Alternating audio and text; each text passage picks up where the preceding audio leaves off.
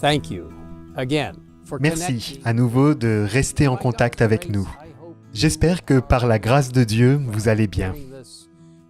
Pendant cette pandémie du coronavirus, la pandémie du Covid-19, la situation a été difficile pour tous, mais soyons forts, Jésus revient bientôt. Vous savez, notre session de la conférence générale, qui a été reportée d'environ 1 an, a pour thème « Jésus revient, impliquez-vous », l'implication totale des membres. Je demanderai à chacun d'entre vous de demander au Seigneur de vous révéler les façons dont vous pouvez être en relation avec d'autres personnes dans l'implication totale des membres, en aidant à connaître cet aspect merveilleux, cette compréhension prophétique du proche retour de Jésus. Oui, cette pandémie du Covid a créé une situation incroyable où les gens sont inquiets et se demandent « Est-ce la dernière crise du monde ? Sommes-nous dans les derniers jours ? Oui, nous sommes dans les derniers jours. Ce n'est pas la dernière crise, mais nous sommes proches de la fin des temps. La semaine dernière, nous avons examiné très brièvement le chapitre 2 de Daniel. Et nous sommes dans les orteils de la statue de Daniel, chapitre 2. Mais je tiens à vous dire que Jésus reviendra bientôt. Cette pandémie est un signal d'alarme pour nous tous. Jésus revient. Les messages prophétiques de Dieu sont clairs. J'aimerais analyser ensemble le chapitre 24 de Matthieu. En fait, pour les 2 ou 3 prochains rendez-vous hebdomadaires, nous nous concentrerons sur ce chapitre particulier. Pour commencer, je voudrais lire la partie introductive, le 3e verset, puis jusqu'au verset 14.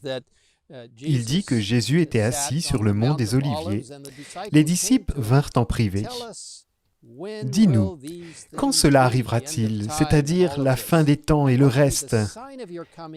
Et quel sera le signe de ton retour et de la fin du monde? Et Jésus commence à expliquer en disant, « Beaucoup viendront sous mon nom, verset 5, et diront, « C'est moi qui suis le Messie », et ils tromperont beaucoup de gens. » Frères et sœurs, ne vous laissez pas tromper. Restez proches de la parole de Dieu. Passez du temps avec la parole de Dieu pour comprendre la signification de ces signes spécifiques. Jésus va bientôt revenir. Lui, le vrai. Ne vous laissez pas tromper par de faux messies et prophètes. Et puis on parle de guerre et de menaces de guerre et d'une nation qui se dressera contre une nation. Bien sûr, cela se produit depuis des siècles, mais cela va s'intensifier avec le temps, lorsque les choses deviendront plus intenses, et il y aura des famines, des pestes. Cette terrible pandémie est une peste, et des tremblements de terre en divers endroits. Ces derniers temps, toutes sortes de catastrophes naturelles sont en train de se produire avec une ferveur accrue. Et c'est pour nous un défi de comprendre ces signes. Tout cela sera le commencement des douleurs. Alors on vous livrera à la persécution et on vous fera mourir. Vous serez détestés de toutes les nations à cause de mon nom. Verset 9. Beaucoup trébucheront alors et ils se trahiront et se détesteront les uns les autres. Beaucoup de prétendus prophètes surgiront. À cause de la progression du mal, l'amour du plus grand nombre se refroidira. Verset 12. Mais celui qui persévérera jusqu'à la fin sera sauvé. Et vous, mes frères et sœurs, soyez fidèles au Seigneur.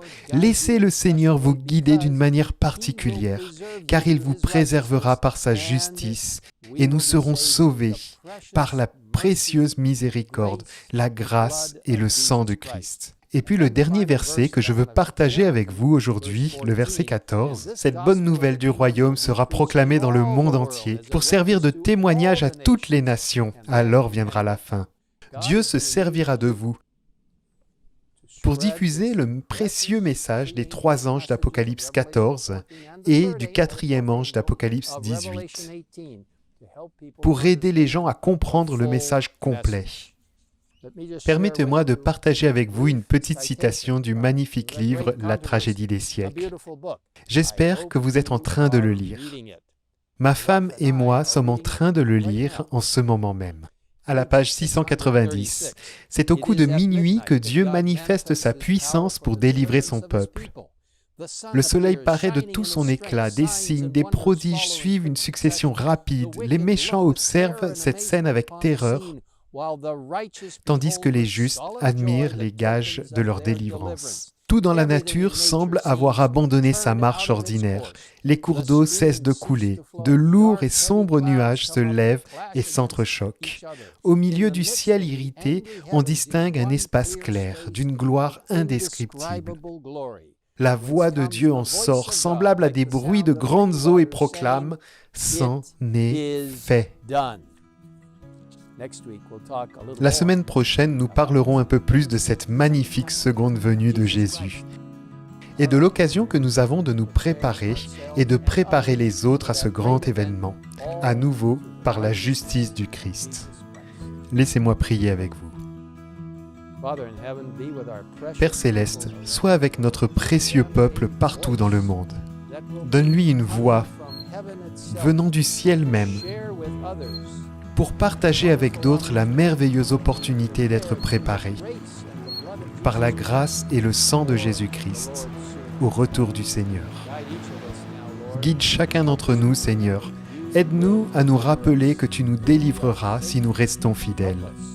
Aide-nous à trouver le repos en nous confiant entre tes mains, en donnant chaque jour à toi. Guide-nous maintenant alors que nous regardons vers l'avenir. Révèle-nous les prophéties de ce futur proche, car en vérité, Jésus revient. Merci Seigneur de nous avoir écoutés. Nous le demandons au nom de Jésus. Amen. In Christ's name we ask it. Amen.